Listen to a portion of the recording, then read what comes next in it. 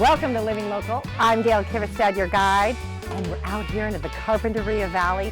We're going to meet John Wullbrandt, who is a world-famous artist in this truck from 1947 that his great-grandfather owned. And it was bought here in Carpinteria, and it still lives here in Carpinteria. And here with White Ledge Peak in the background, we're going to show you where this truck has been. So come on, let's go meet John.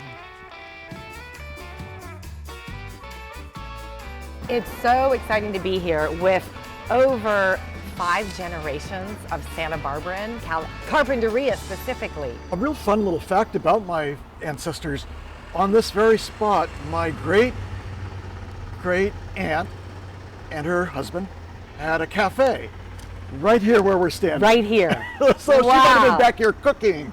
And well, this mural tells about the agriculture in the Carpinteria Valley.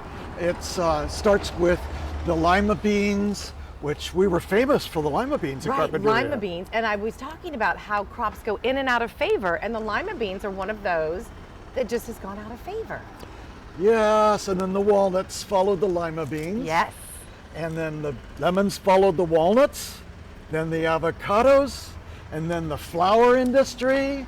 Oh, wow. And it really is wonderful when you know that the Carpinteria Valley has had a diverse agricultural history. And one really fun thing about this mural, can I tell you a little bit? Please. Okay, well, the tractor, which is a farmall, it's as convincing as I can make it. It looks real to me. One reason why the tractor is painted in the style, it's called trompe l'oeil. It looks real, almost real. And it's to bridge the mural with this parking area here.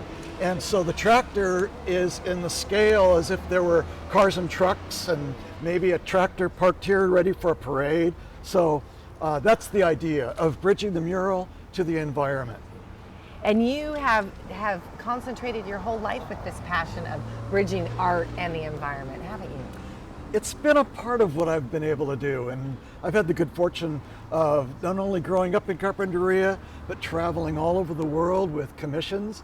And then the wonderful part about it is coming back to Carpinteria for my golden years. Right. In this landscape, you can see what a little small area the Carpinteria Valley really is.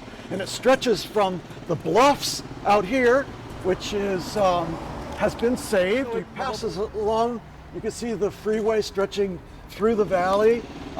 This is the City Hall is out here. This is Casitas Pass Road. Here's the downtown, Linden and Carpinteria Avenue. This little dot is the brewery, and I grew up right there, born and raised right there, wow. Which is about 2 blocks that way. And so when I was a kid, I would come with my grandfather in the evenings. He'd walk from our house on Walnut over past where Wullbrandt Way is now named after my dad. Exactly. And this is a little painting of my grandfather's 1946 Chevy that he bought right over here about half a block away on Linden Avenue in 1946. And he drove it down Linden Avenue to his plumbing shop across from the Palms Restaurant and Hotel. And it was there for 10 years until he built his plumbing shop on Maple, which is 1 block away, and we're next to where the museum is. And that was in 1956.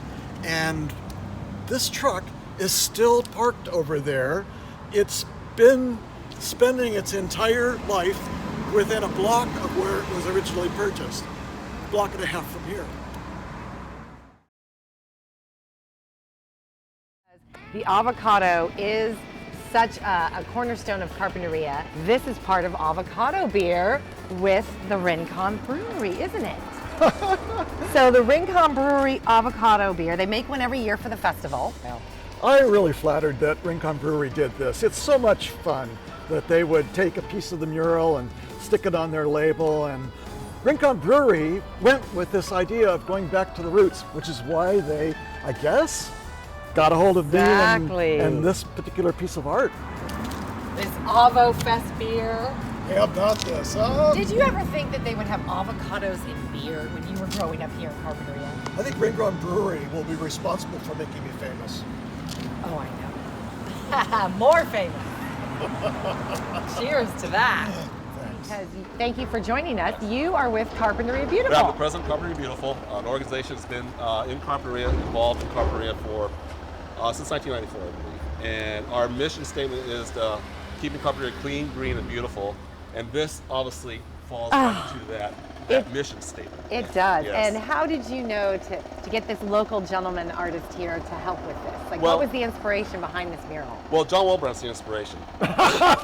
It's true when locals come, and In it a lot of is ways. true. You've Yeah. committed, so much to this community. And so we've done a mural before. We've had he did the world's safest beach mural. John had the idea of the history of ag and worked with us, and we got together the agricultural committee, and it is a treasure.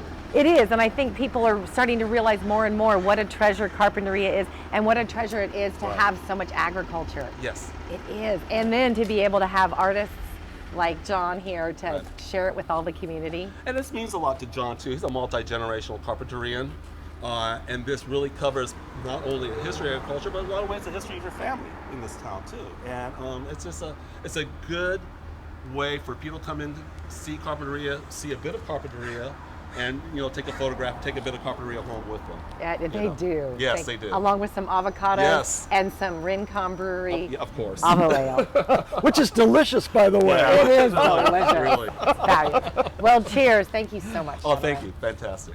And stay tuned for more Living Local. I'm thrilled to be featured on this beer label. It's delicious. It is. Cheers.